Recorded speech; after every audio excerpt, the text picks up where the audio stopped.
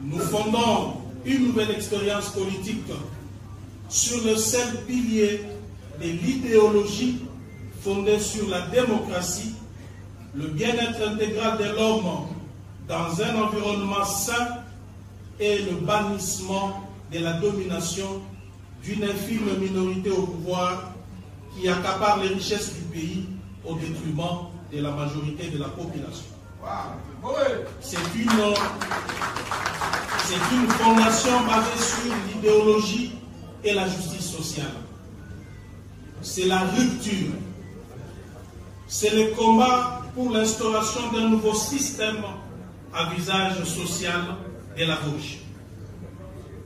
Que chacun les comprenne donc.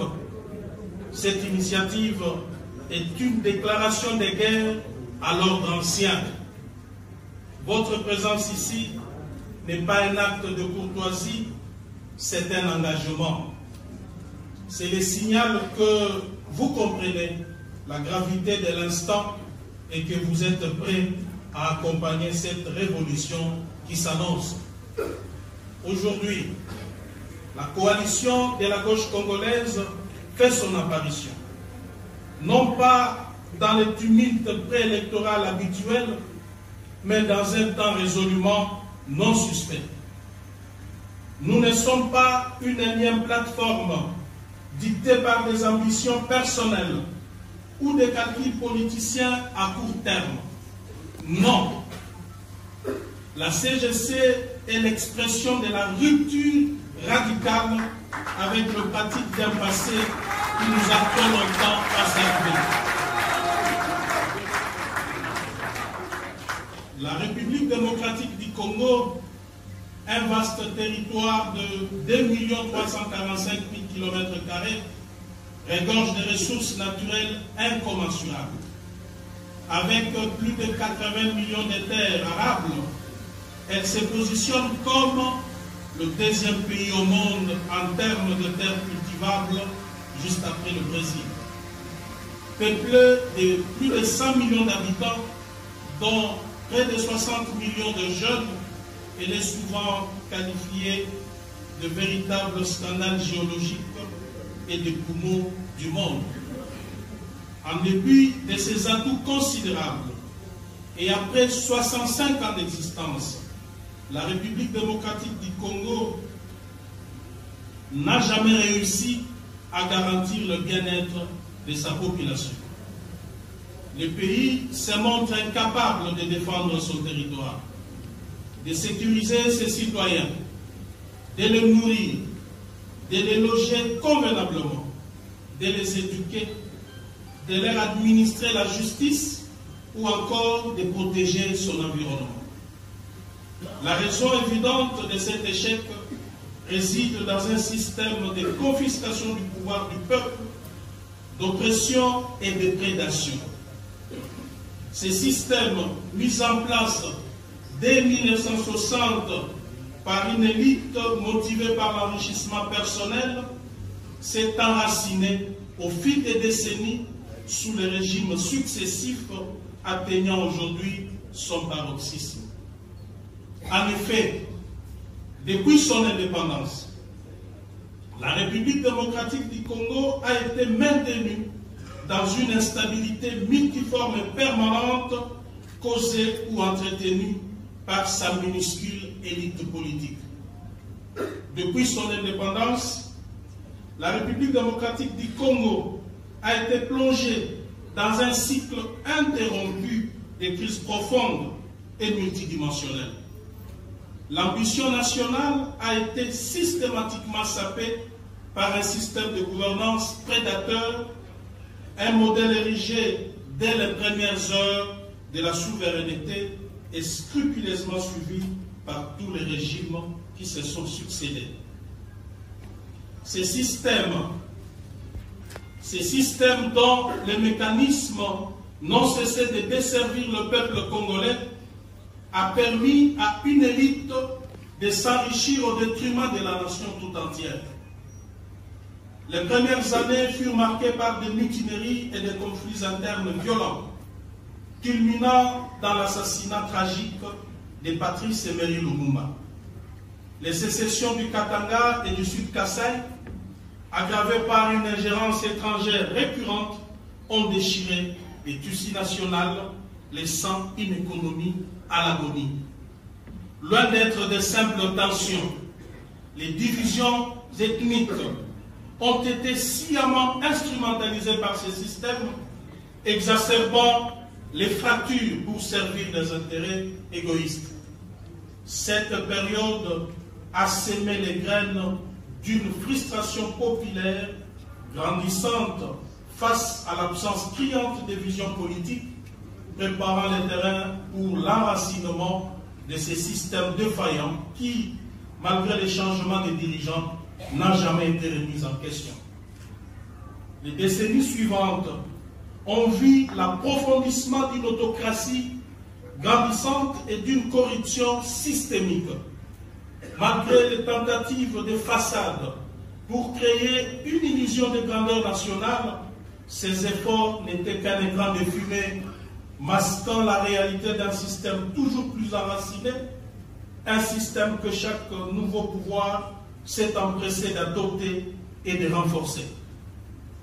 Des politiques économiques désastreuses, telles que la zarianisation, ont conduit à une catastrophe économique retentissante, dont les conséquences se font encore sentir aujourd'hui.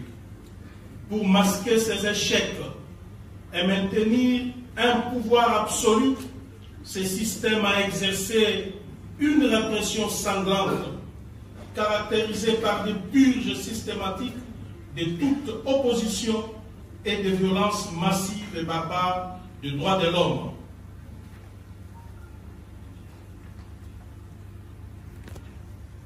L'extravagance obscène et la corruption effrénée, piliers de ces systèmes, ont gangréné chaque strate de la société, détournant les richesses nationales au profit d'un petit groupe d'individus. Même face aux pressions internationales, les ouvertures vers le multipartisme se sont souvent avérées n'être qu'une parodie démocratique, une ultime tentative désespérée de maintenir le système en place. Les transitions politiques ont rarement apporté la stabilité espérée, se transformant souvent en nouvelle ère d'incertitude marquée par la continuation des conflits et une gestion autoritaire. Le système a prouvé sa capacité à se réinventer, à se doter de nouveaux visages, mais sans jamais changer sa nature profonde. Plus récemment, le pays a été secoué par une instabilité politique et militaire chronique. Des accusations massives et non démenties de fraudes électorales ont miné la crédibilité du processus démocratique, alimentant une contestation populaire légitime de la gouvernance.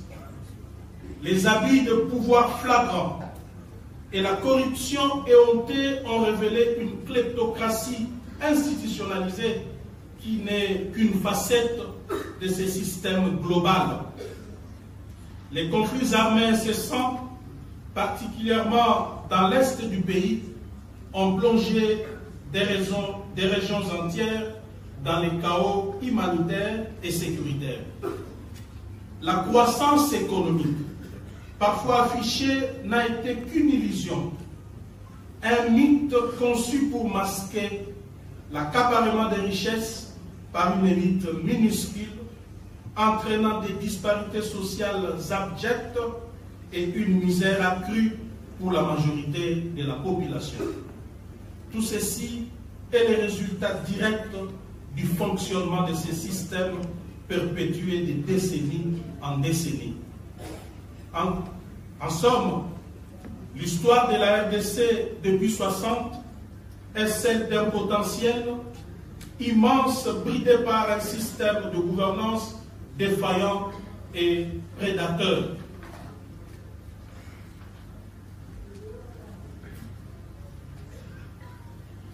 Les caractéristiques principales des méfaits ont persisté, prouvant la résilience de ces systèmes.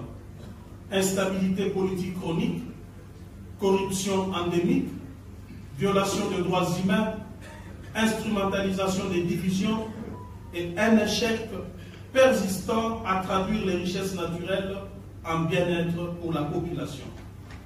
Ce triste héritage continue de peser lourdement sur le présent. Malgré les aspirations initiales à rompre avec le pratique passé, le régime Tshisekedi, loin d'en découdre avec les systèmes préexistants, s'est accommodé de ses rouages, se positionnant ainsi davantage comme son héritier que comme son fossoyeur. Nous avions tenté, au péril de notre vie et de notre liberté, de transformer ces systèmes de l'intérieur. Cependant, nous nous sommes heurtés à une résistance farouche de ces systèmes, incapables de se départir des antivaleurs qui les caractérisent. Face à cette réalité implacable, la solution se conjugue en un seul mot: la rupture.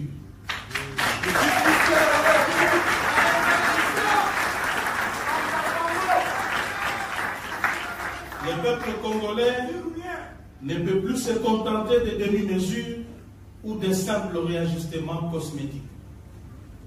C'est pour répondre à cet impératif catégorique et salvateur des ruptures avec ces systèmes d'oppression et pour satisfaire aux besoins d'un système nouveau fondé sur des valeurs essentielles telles que la place prépondérante des hommes et des femmes congolaises au cœur du système, la démocratie, la justice sociale, la répartition équitable des richesses du pays, le travail pour tous, l'égalité et la protection de l'environnement, que nous nous sommes rapprochés pour créer la coalition de la gauche congolaise.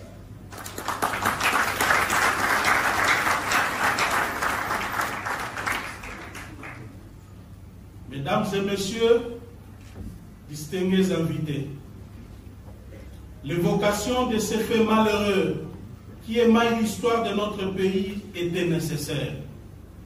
Car, comme l'affirme le professeur Alfred Glosser, je cite, « Décrire les réalités humaines, essayer de les comprendre, c'est peut-être aider à la fois ceux qui exercent le pouvoir et ceux qui le leur confient à mieux appréhender ces réalités.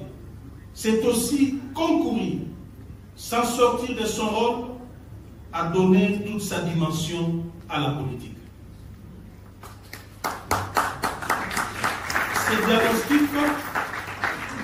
Ces diagnostics nous obligent à faire un constat accablant: l'échec de l'ensemble de notre classe politique.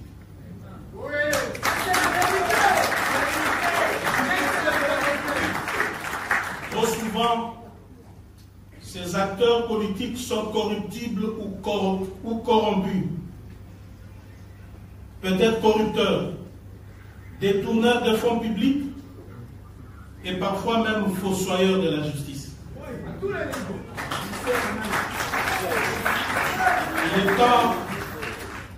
Il est temps de s'arrêter et de déclarer « ça suffit ».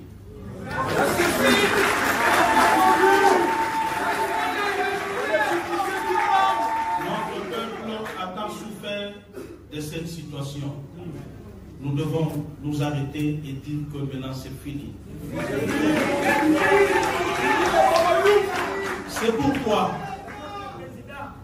nous en appelons à une véritable remise en question de l'ensemble de la classe politique congolaise. Il est essentiel aujourd'hui de réfléchir à la réelle contribution, à l'impact concret que les innombrables partis et plateformes politiques ont apporté à notre pays depuis 60 ans. Jusqu'à ce jour, le bilan doit être analysé avec lucidité pour envisager un avenir meilleur. Comme on le sait, les plateformes politiques en République démocratique du Congo n'ont été jusqu'à présent que des constructions éphémères conçues à la veille des élections pour le seul et unique dessein de soutenir un leader autoproclamé éclairé. Ces structures érigées dans l'urgence et dépourvues de toute conviction idéologique profonde sont dissoutes aussi vite qu'elles sont apparues, laissant derrière elles un sillage d'opportunisme et de déception. Elles incarnent, ces structures politiques incarnent la faillite d'une classe politique incapable de s'élever au-dessus des ambitions personnelles et des calculs électoralistes. Fort de ce diagnostic, basé sur l'expérience dans notre pays, la CGC n'est pas une énième plateforme politique dictée par des ambitions personnelles ou des calculs politiciens à court terme venus s'ajouter aux centaines existantes. Non, elle est plutôt l'expression de la rupture radicale avec les pratiques d'un passé qui nous a trop longtemps asservis. Nous naissons des profondeurs de la société congolaise. En dehors des sentiers battus, loin des salons où se décident les destins du peuple sans le peuple, nous sommes l'antisystème par excellence. Notre particularité réside dans le fait que nous rassemblons uniquement des partis politiques et des citoyens qui partagent véritablement les valeurs cardinales de la gauche, comme d'ici haut, je cite, la justice sociale, l'égalité des chances, la solidarité, la souveraineté nationale pleine et entière sur nos ressources, la dignité humaine, la protection de l'environnement et une gouvernance transparente et responsable. La CGC ne se construira pas autour d'un homme providentiel, mais plutôt autour d'un leadership crédible, visionnaire, fondé sur une idéologie claire et d'un programme de gouvernance concret. Nous rompons avec la floraison désordonnée des regroupements politiques sans âme pour construire une plateforme politique solide unie par des principes inébranlables. Notre objectif n'est pas de succéder au système actuel, mais de les transformer en profondeur, de ses fondations au sommet, pour bâtir une république au service de tous les Congolais. Nous sommes l'antisystème, ne regroupant que les partis, les Congolaises et Congolais qui partagent les valeurs de la gauche. Mesdames et messieurs, distingués invités, chers camarades, dans les jours à venir, la coalition de la gauche congolaise ne se contentera pas de dénoncer. Nous agirons. Nous participerons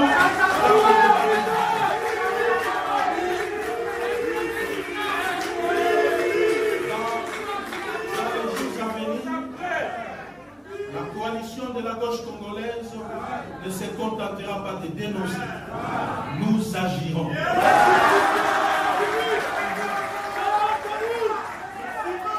Nous participerons dans les débats publics.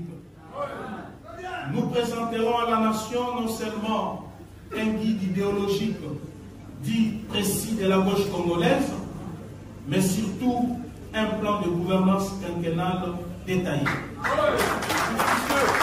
Ce plan ne sera pas une simple liste de promesses, mais une feuille de route méthodique, ancrée dans notre idéologie de gauche qui exposera comment nous allons gouverner. Comme d'ici les systèmes de prédation pour assurer sa survie a d'abord effrité l'État, ensuite l'a complètement détruit. À cet effet, la neutralisation du système de gouvernance actuel passe impérativement par la refondation profonde de l'État. Nous concevons l'État comme une superstructure essentielle, sans laquelle aucun changement majeur ne peut être envisagé. Il s'agit ici de l'État dans sa dimension cosmogonique, c'est-à-dire doté de l'ensemble de ses capacités anticipatives, défensives et réactives. À cet effet, 6 piliers fondamentaux, l'armée, la police, les services de sécurité, la justice, l'administration publique et la diplomatie constitueront sa partie métaphysique. Compte tenu de sa position géostratégique et fort d'une expérience malheureuse des 30 ans d'instabilité des conflits armés, souvent provoqués par certains de nos voisins, nous déploierons tous les efforts nécessaires pour bâtir une armée forte, disciplinée et bien équipée.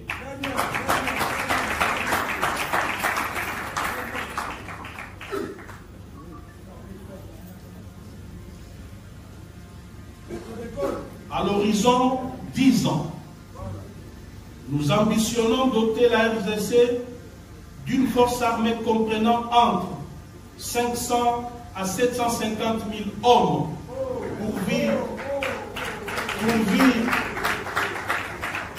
pourvus d'une logistique militaire tactique de pointe. Notre objectif est de construire un État pacifique et hospitalier en plein cœur de l'Afrique, mais doté d'une doctrine militaire ferme. Je cite: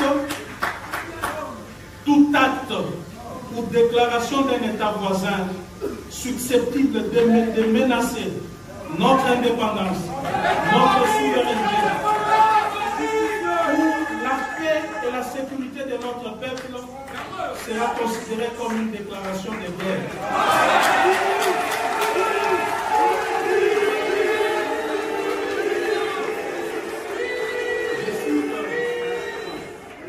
Notre objectif est de construire un État pacifique et hospitalier en plein cœur de l'Afrique, mais doté d'une doctrine militaire ferme. Je cite: tout acte ou déclaration d'un État voisin susceptible de menacer notre indépendance, notre souveraineté, ou la paix et la sécurité de notre peuple sera considéré comme une déclaration de guerre.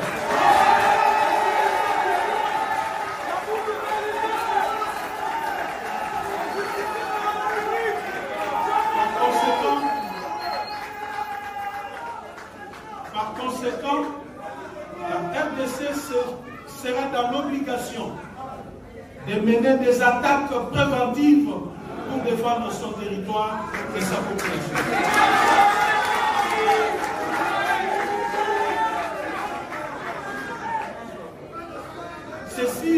Ceci voudrait dire que pour des raisons existentielles, la guerre ne sera pas une option, mais une obligation sacrée.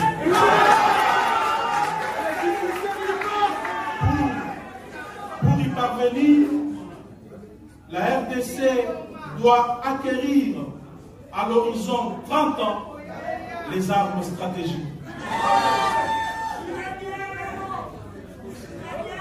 Mesdames et messieurs, distingués invités, chers camarades, chaque aspect de la vie de notre nation sera abordé avec des propositions claires et des méthodes éprouvées. Sur le plan de la justice, nous allons restaurer l'autorité de l'État sur l'ensemble du territoire en appliquant de manière stricte, sévère et rigoureuse les lois de la République, sans exception ni favoritisme. Nous veillerons à ce que la justice soit réellement indépendante et ne soit pas biaisée en faveur des riches face aux pauvres, ni à l'avantage de la majorité au pouvoir contre ses opposants. La justice à double vitesse n'aura plus sa place.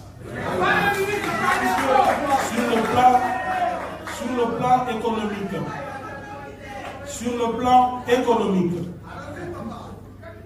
nous allons promouvoir l'économie sociale de marché pour une croissance inclusive, la diversification et l'industrialisation de notre économie.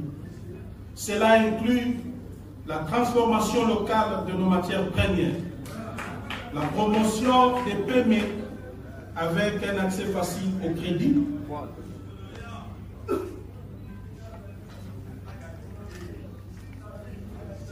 pour ainsi faciliter les investissements des partenaires étrangers respectueux des lois de la République. Distingués invités, chers camarades, tant que la classe politique en général et le gouvernement en particulier ne se poseront pas la question suivante: que faisons-nous de nos ressources minières? Tant que l'homme politique congolais ne se posera pas cette question, si nos minerais ne sont destinés qu'à être vendus à l'état brut, permettant aux dirigeants de s'en partager le prix, de les blanchir dans des paradis fiscaux ou encore d'investir dans des projets immobiliers à Dubaï et ailleurs, alors le Congo est malgrandi.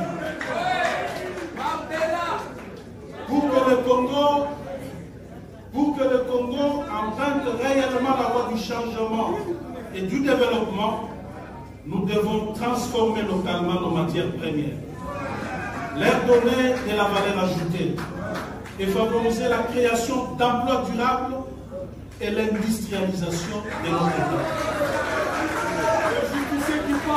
Pour y parvenir, nous allons 1. Appliquer un taux fiscal unique réduit à 10% pour ceux qui produiront pour la consommation des Congolais. 2. Appliquer une exonération totale d'impôts et taxes pour tout produit transformé localement destiné à l'exportation. 3. Appliquer un taux douanier élevé sur tous les produits importés qui font partie des produits transformés localement pour protéger la production locale. 4.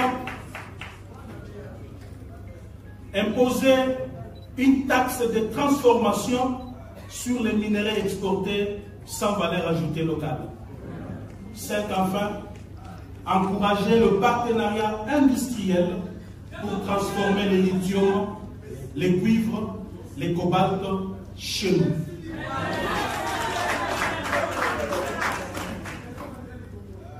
Nous mettrons en place 3 réformes majeures pour bâtir une économie digne et souveraine. Premièrement, nous imposerons la budgétisation zéro. Ceci voudrait dire que chaque franc public dépensé devra être mérité. C'est dire que le budget de l'État ne sera plus basé sur l'habitude, ni sur les privilèges, mais sur le besoin du peuple. Ceci sous-entend zéro dépense reconduite automatiquement. Chaque ministère, chaque province, chaque projet devra justifier ses besoins avec des preuves. Les priorités seront l'éducation, la santé, l'énergie, l'agriculture, la sécurité sociale, j'en passe. 2.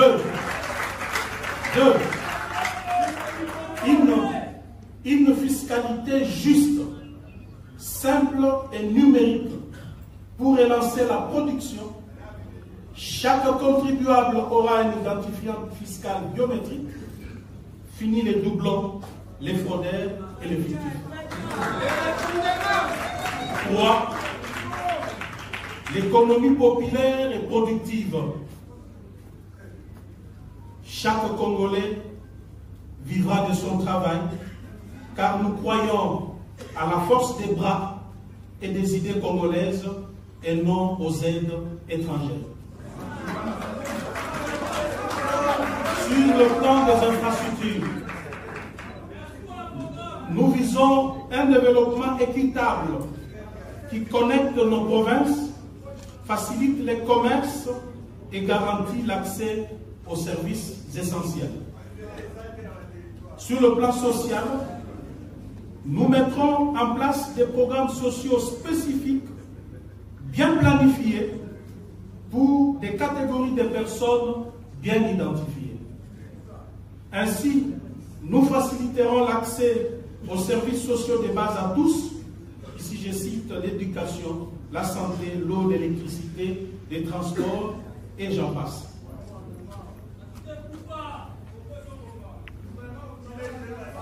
Sur le plan diplomatique, nous allons mener une politique étrangère souveraine, respectueuse de nos intérêts nationaux et œuvrant activement pour la paix et la coopération régionale.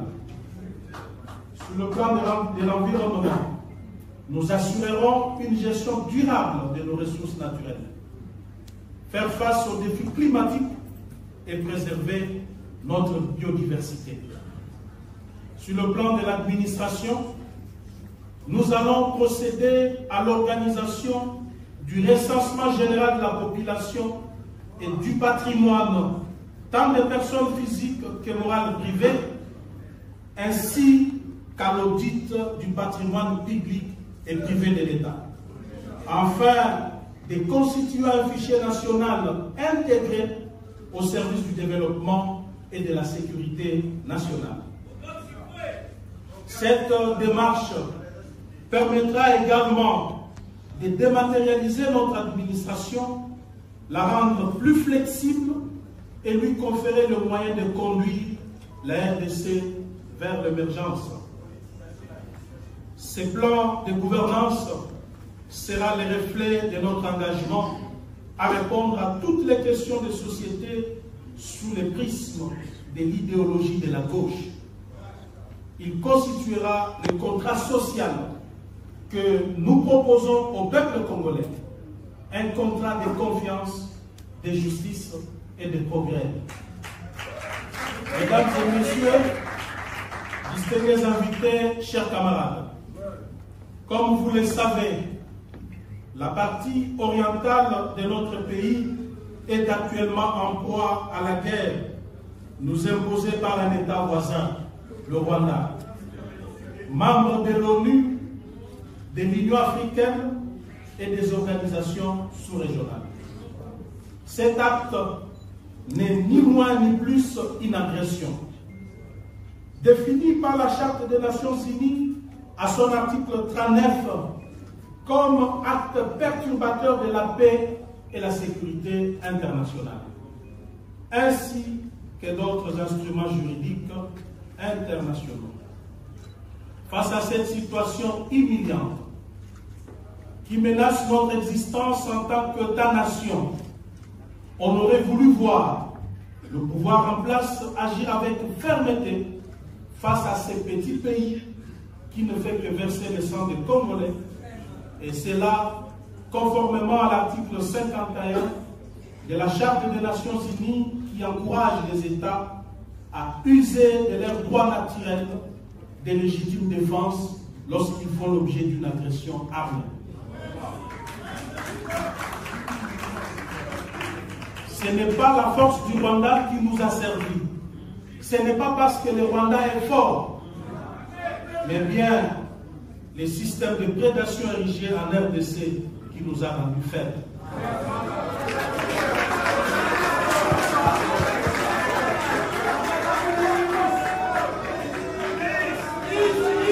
Mesdames et messieurs, distingués invités, chers camarades, face à l'incapacité du pouvoir en place de sécuriser les Congolais, de protéger l'intégrité territoriale de notre pays, Et au regard de l'ampleur de cette tragédie nationale, nous mettons aujourd'hui la communauté internationale et en particulier le Conseil de sécurité de l'ONU et l'Union africaine devant leurs responsabilités historiques. Ces organisations internationales ne peuvent rester passives face à l'occupation avérée d'une partie de notre territoire par une armée étrangère et face au discours séparatiste visant des résultats incalculables, conçus pour paver la voie à la balkanisation de notre chère nation. C'est pourquoi